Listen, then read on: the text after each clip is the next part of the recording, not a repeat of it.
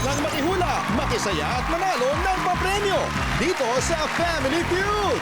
Please welcome our host, ang ating kapuso, Dingdong Dantes. Welcome. Hello. Hi. Hi, Bea. Hello. Hello. Sa park. Welcome. Hi, Vince. That's it. Welcome back.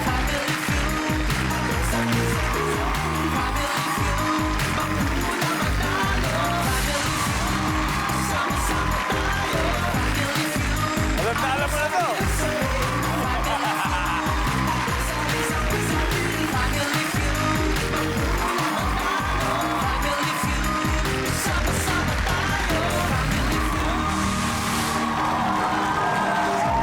Wow! And just like that, October 2 na. Alam niyo kung anong wish ko? Ay, ito na ang maging October best sa good news at good vibes ang buong buwan ng Oktubre nyo. At siyempre lahat yan ay magiging posible kung lagi kayong nanonood ng pinakamasayang family game show sa buong mundo ang... Speaking of October best, the best din pagdating sa larong volleyball ang mga maglalaro ngayon. Ito po sila tinitilian sa volleyball court. Mga mommy at daddy na po ngayon. Ang unang team, let's meet the Volley Moms. And their team captain, one of the best floor defenders na naglaro for the De La Salle Lady Archers, proud mom of Baby Easy, at siyempre ang pinakamamahal ni Rocco Nacino. Walang iba kundi si Melissa Gohing Nacino. Hello! Hello, love! Nanonood siya kayo.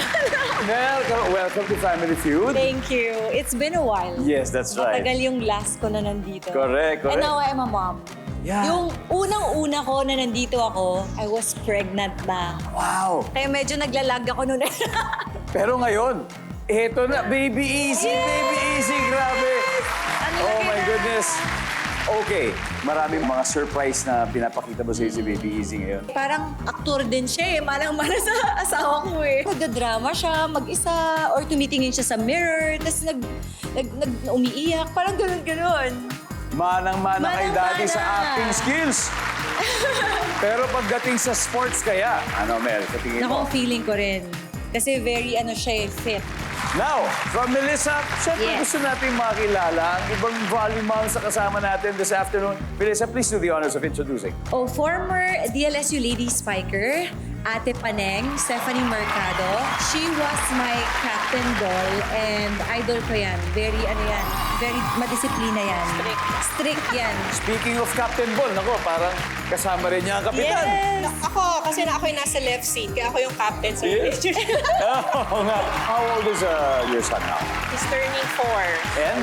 And Bea Tan, former Ateneo, and she's one of the pioneers ng beach volleyball. Siya yung mga nagpasikat ng beach volleyball dito sa Pilipinas. And now, a proud mom, fit na fit.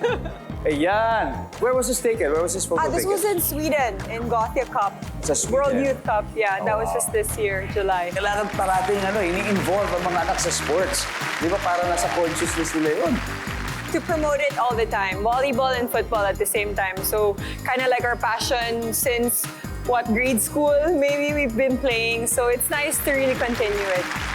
And finally, And last but not the least, my best friend and longest teammate. We go way back since high school, NCR team. And then naglaro siya sa Ateneo and a proud mommy of 3. Hindi naman halata, di ba? Nakikita mo. Mamathlete. Yes, mamathlete. Phil. Welcome, Phil. Tama. oh, there are originally 3 kids. Yes. What I are their work hard. names? Ino, Nene, and Lily. Oh. And 3. I work hard. Yes, of course. I can imagine. Kaya eto na, I'm sure baka pinapanood ka nila. Kaya sabi, Mami, good luck. At sa inyo na yung lahat, good luck sa inyo. As you answer the top answers. Dahil eto na po, kung may mga nanay, hindi rin po magpapahuli ang mga tatay na professional volleyball players and coaches. So here are the Volley Dads. Ang kanilang team captain. One of the best setters to wear the national colors. Membro po ng Philippine team na nag-uwi ng historic silver medal noong 2019 sa Southeast Asian Games. Binansagang pong the Golden Hands. Please welcome Coach Jesse Lopez and welcome back. Coach, sino-sino makakasama natin ngayon sa bodyguards? Dong, papakilala ko sa inyo yung naging teammates ko pa simula elementary hanggang college. And then naging teammate ko sa national team. Siya yung Superman nung batch namin. Yun. MVP. Mula FEU pa lang. Yes, MVP siya. Then ako yung finals MVP. Yes. So, si Coach Ejet Mabayan. Ejet, Coach Ejet, welcome! And ang next, ito yung tinuruan ko since nag-coach ako sa collegiate. So, siya yung parang pinasahan ko ng skills. Yes. Pagsiset. So, pinaka-heartthrob sa NU nung time niya. Si Vince, Mangulab na. Sa Vince. Coach Vince. At ngayon ay nagko-coach na. Yeah. Nagko-coach na rin. And the last is yung batch niya na katulad din ni Melissa, floor defense specialist. Si Mark Dizon. What's up, Mark? Alam niyo, kung mapapansin po niyo, tatlo po sa ating volleyballers ay mga setters. Napakahalaga daw ng role ng isang setter, Vince. Bakit mahalaga ang role ng isang setter? Kasi sabi nga nila kami yung tinatawag na utak ng isang team. At saka kami yung kumbaga sa isang coaches, kami yung nagpapatakbo talaga ng kotse na yun. Yun talaga. At tulad ng team nyo ngayon, kayo rin ang magpapatakbo ng mga puntos. Kaya magde-demo po sa atin ang 2 best setters dito sa stage sa Family Feud, Jessie and Vince.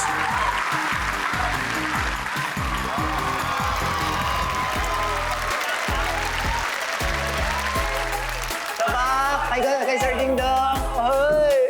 Yeah! Sir, saba! Yun!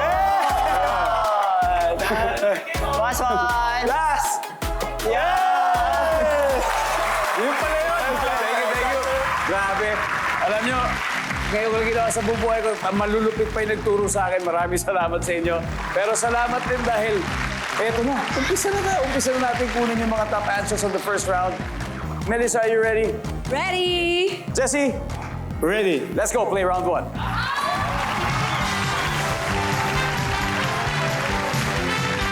Good luck. Nag-survey kami ng 100 Pinoy, the top 6 answers on the board. So habang nakahiga sa kama, napatingin ka sa kisame at may nakita kang blank. Jessie? Butiki. Butiki. Butiki. Nandiyan mo si Butiki. Yes, pass or play, Jessie?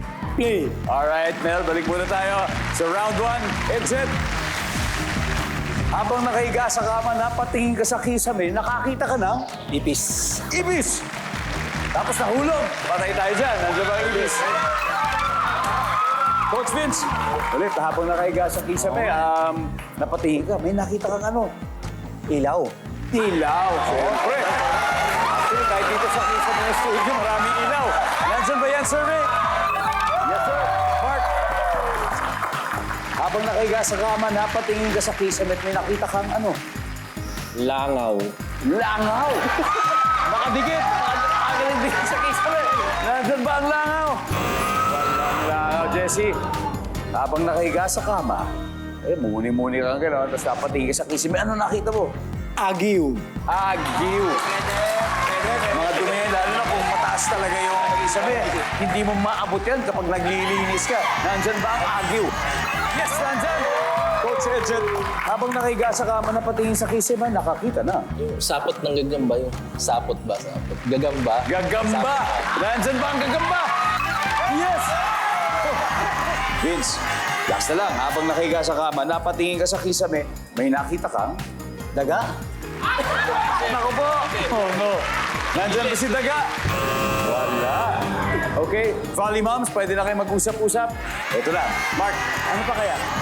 Tuko? Hindi, makati talaga yung mga tuko. Ang tuko ay isang malaking lizard. Nandyan ba ang tuko? Wala. Volley Moms, ready? Ako! Ready? Yes. Ano lang, suggestion lang para kay Melissa. Okay. Habang nakahiga sa kama, napatingin ka sa kisame, nakakita ka na. Butas. Pwede. Butas pala. Bea, Electric fan. electric fan. Weng, ano pa? Alikabok. Alikabok. Okay, Melissa. Habang nakahiga sa kama, again, ito yung mga suggestions sila pero may iba ka. Napatingin ka sa kisame at may nakita kang We'll go with electric fan. electric fan. Ceiling fan. Nasaan ba ang electric fan?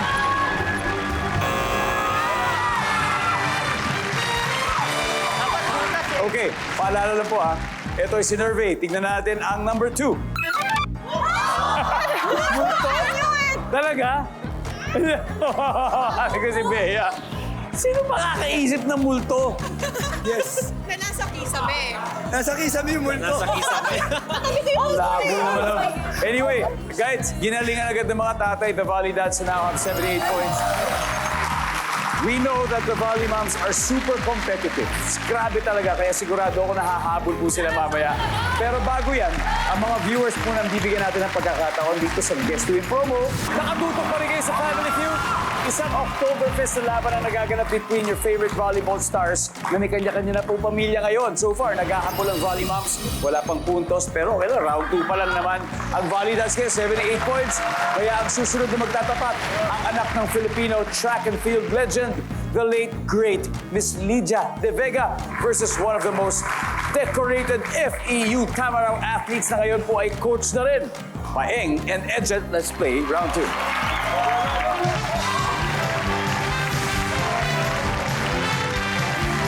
Good luck. Here's your questions. Top 7 answers are on the board. Name something na pwedeng gumulong kapag nahulog sa sahig. Go. Alright. Paning, ano kaya to? Bola. Bola. Siyempre, bagay na bagay volleyball. Nandyan ba ang bola? Siyempre. Pero yung top answer, Coach Edget, nandyan pa. Something na pwedeng gumulong kapag nahulog sa sahig. Bukod sa bola. Ay, okay lang. Di bali, naabutan tayo. Paning, pass or play? Play. Alright, let's play. Let's play this round. Second round. Volley Moms, ito na ang chance. Kaya, something na pwedeng gumulong kapag nahulog sa sahig. Ano kaya to? Barya. Barya. Nandyan ba ang barya? Top answer. Phil, something na pwedeng gumulong kapag nahulog sa sahig. Jolens. Holin, oo nga. Nandyan ba ang holin? Yeah! Well, something na pwedeng gumulong pag nahulog sa sahig. Ballpen. Ballpen. Pag wala yung crown, yung takip, pwede yan, di ba? Pwedeng gumulong yan. Nandyan ba ang ballpen? Wala si ballpen. Paning? Something na pwedeng gumulong kapag nahulog sa sahig. Alahas. Alahas. O pwedeng sing-sing. Diba? Pwedeng hikaw. Nandyan ba ang alahas? Yes! Kaya, ano kaya? Ano pa? Prutas. Prutas. Services. Nandyan ang prutas. Something na pwedeng gumulong kapag nahulog sa sahig. Okay lang. Kaya mo yan. Anything. 3 seconds. Ay, Mahulog. Okay lang. Volley Dads, pwede na mag-usap. Melissa, you gotta get this. Otherwise, makakapag-steal sila. Something na pwedeng gumulong kapag nahulog sa sahig. Gulay. Na bilog. Gulay na bilog. Nandyan ba ang mga gulay? Apa? Volley Dads. Ito na, Mark. Ano kaya? Tingin mo. Ano kaya? Something na pwedeng gumulong pag nahulog sa sahig. Bote. Bote. Vince. Puso. Puso! Puso! Pinagulong ang puso. Edget. Ikaw. Ikaw. Jessie, isang tamang sagot lang. Ano kaya? Something na pwedeng gumulong kapag nahulog sa sahig. Plastic bottle. Bote. Plastic Bote. bottle. Pwede. Andiyan pa yung bote. Tama kaya ang naging desisyon niya. Guys, mabote bang yun ang sinagot niya? Malalaman natin. Survey says...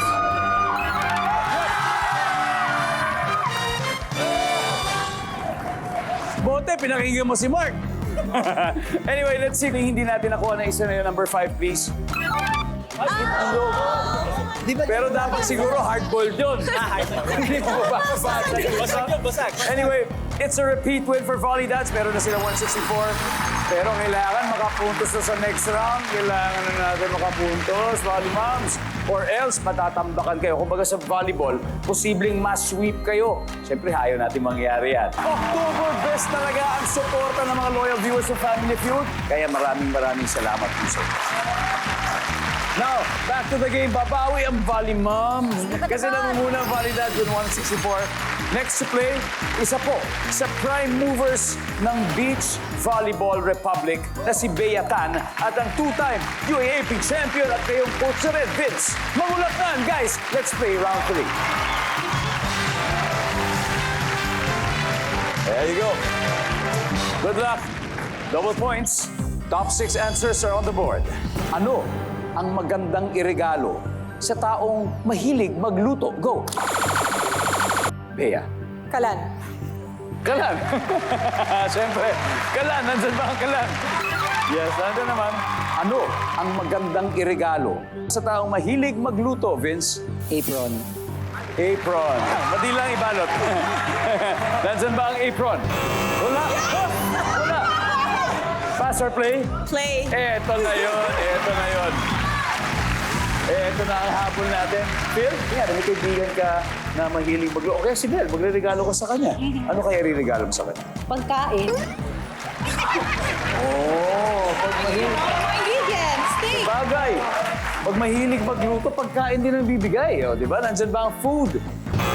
Wala. Mel, mahilig ka ba magluto? Oo, minsan nilulutuan ka sa Ayan. Okay. Ano kaya? ingredients. Ingredients. Survey says, Oh, wala. Validads? No, usap-usap. Paneng? Ano ang magandang iregalo sa taong mahilig magluto? Kutsilyo. Kutsilyo. Alright. Nandyan ba ang isang set ng kutsilyo? Yan na. Bea, ano ang magandang iregalo sa taong mahilig magluto? Yun na. It's okay. I can't answer this. Now, eto tignan natin mga validads kung medyo masistil. Ang mga boys, Mark, nagluluto ka. Siyempre naman. Ayan. Siyempre, Batanggenyo. Ano ba ang dapat iregalo sa mga taong mahilig magluto, Mark? Siyempre, kaldero.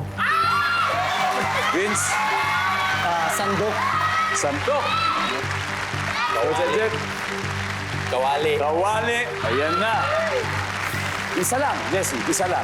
Ang tanong, itatama ba yan? Anong maganda kayo iregalo sa taong mahilig magluto, Jessie? Kasi kanina pa ako nakikinig kay Mark and feeling ko swerte ngayon si Mark. So, kaldero. Kaldero. Nandyan ba ang kaldero? Survey says. Top answer. We got 3 left. Everybody, let's see number 6, please. Sangkalan, chopping board, number 3. Cookbook. And finally, number 2. Sandok. Tama rin. So, quick recap tayo ng mga score after 3 rounds. Ang Volley Moms, wala pa pong putos. Habang namamayagpag ang Volley Dads with 234 points. Pero tulad ng lagi namin paalala, it's still anybody's ball game. Kaya abangan na exciting triple points rounds sa pagbabalik ng Family Feud. Welcome back to Family Feud. Quick recap lang ng scores bago ang last head-to-head battle. Ito po nag-aabol pong Volley Moms. Wala pong puntos. Habang, nako, ito Volley Dads, 234. Pero kayang-kaya pa to, ha? Kayang-kaya pa. At tulad ng lagi namin paalala, it's still anyone's ball game. So Phil and Mark, let's play the final round.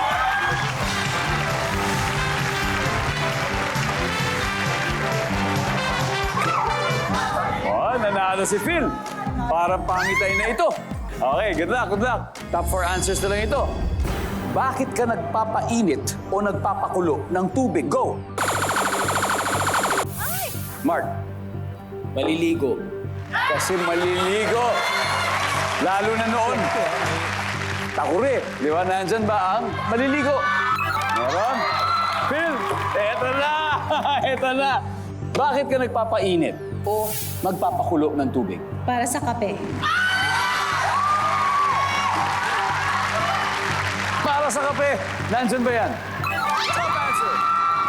Phil, lalaban natin to? Oo naman. Alright, let's play the final round.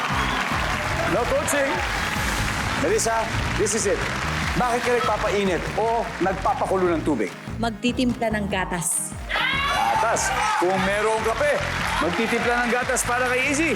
Nandyan ba ang gatas? Gatas. Spanning? Magluluto. Noodles, kanin. Be specific. Alin sa dalawa? Noodles. Noodles. Sabi ni Miss Paneng. Services. Nandiyan ang noodles. Bea. Pagluluto ng itlog. Pag nagluluto ng itlog, nilagang itlog. Nandyan ba? Ang nilagang itlog. Uy! Validads, Adela, may chance lang. Phil, kailangan makuha mo to kung hindi makaka-steal sila. Alright, again. Bakit ka nagpapainit o nagpapakulo ng tubig? Magtitimpla ng tsaa. Tsaa naman! Kung may kape, pero may tsaa siguro. Nandyan ba si tsaa? Oh! Pag nagsistil ng mga boys, parating swak na swak eh. Mark, bakit ka nagpapainit o nagpapakulo ng tubig? Magpapalambot ng karne. Wala yan. Vince, Para mag-boil ng egg. sa egg din? Sa itlog. Sa egg din? Coach Edget, bakit ka? Ba't ka nagpapainit o nagpapakulo ng tubig? Pambalo. Pangbuhos sa mga nililinis. Para pang ano? Ano pang maliba? Pang-disinfect o pangbuhos sa mga nililinis. Siguro, lalo na yung mga may mga sebo. Coach Jessie, ito na naman tayo. Ito na naman. Bakit ka nagpapainit o nagpapakulo ng tubig for 100,000? Isa lang. Di ba nga sabi ko nga kanina pa swerte si Mark? Kanina pa siya swerte. Yes. So, sabi niya, magpapalambot ng karne. Magpapalambot ng karne. Nandyan ba? Ang pagpapalambot ng karne. Wow! Wild! Nakita mo ba yung mga questions namin? Parang alam niya na. Grabe yun ah. Sorry! Just magkakala mo! Hindi, alam niyo, tapatin mo ako, Mark. Siguro ikaw yung sinurvey dito, no? Siya lahat ang sumagot. Anyway, ang score po, 528 points, Valley Dads. Valley Moms. Thank you. Mag-aalaga na lang kami ng bata. Maraming salamat. Palakpakan po natin ang Valley Moms. May 50,000 pesos from Family Feud. At guys, congratulations naman. Grabe yung teamwork talaga ito. Meron din just won 100,000 pesos. Ngayon, pwede nating doble yan sa Fast Money. Sino maglalaro sa Fast Money natin, Sir Jesse? Si Mark tsaka ako. Iyon.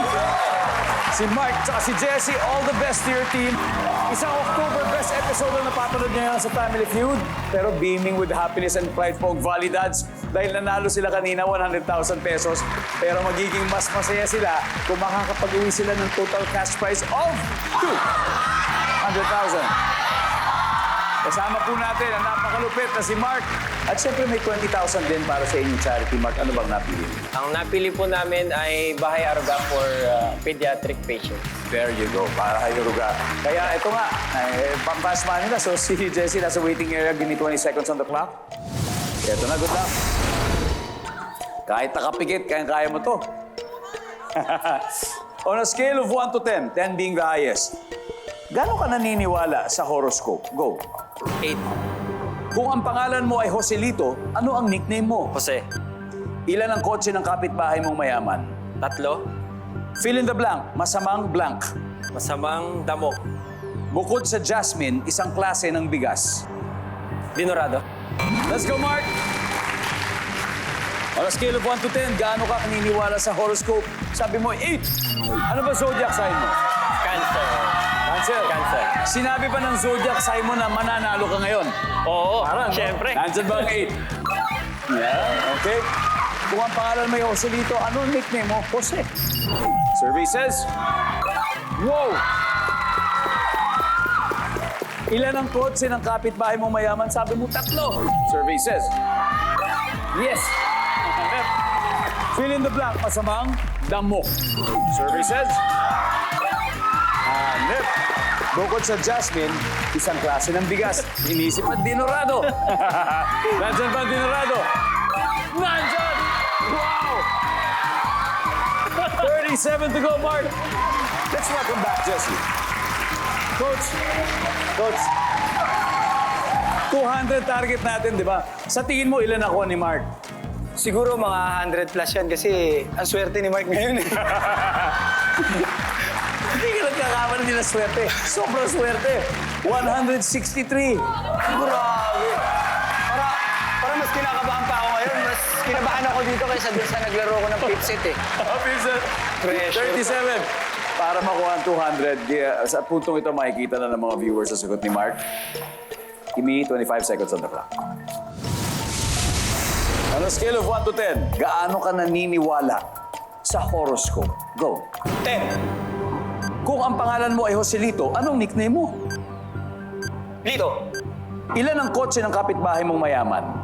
3. 4. Fill in the blank. Masamang blank. Masamang tinapay. Bukod sa jasmine, isang klase ng bigas. Klase ng bigas. Pangalan ng bigas. Let's go, Jesse. 37 points. Bukod sa jasmine, isang klase ng bigas. Hindi natin nasagot. Ang top answer ay dinorado. Nakuha ni Mark. Fill in the blank. Masamang blank. Sabi may masamang tinapay. Ang sabi ng survey ay, huy, ang top answer dito ay masamang ugali. Okay? Ilan ang kotse ng kapitbahay mo mayaman? Sabi mo, 4. Ang sabi ng survey, huy! Ang top answer, 3. Nakakuha ni Mark. 17 to go. Gaano ka naniniwala sa horoscope? Sabi mo, 10. Ang sabi ng survey dyan ay, huy! Ang top answer, 5. Kung ang pangalan mo ay Joselito, anong nickname mo? Sabi mo, Lito. Ang tanong, kaya bigay ang 12 points? Survey says Lito for the win!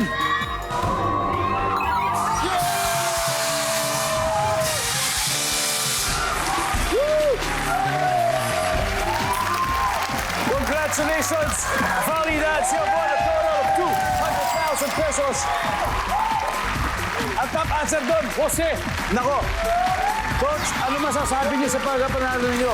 Masaya kami kasi kailangan namin to. Very good, very good. Akalain niyo, si Mark, andito lang bumibisita galing Dubai. Congratulations, guys. Mark, Vince, Jet, well-deserved. And of course, to our Valley Moms, thank you. We hope to have you back in the show. Hindi naman, that's the spirit. Kapi niyo na si Mark. Ite-training daw ni Mark. Sana magsagot ng top answers. Pero maraming salamat. Thank you. So let's make it a month to remember. Dapat October's.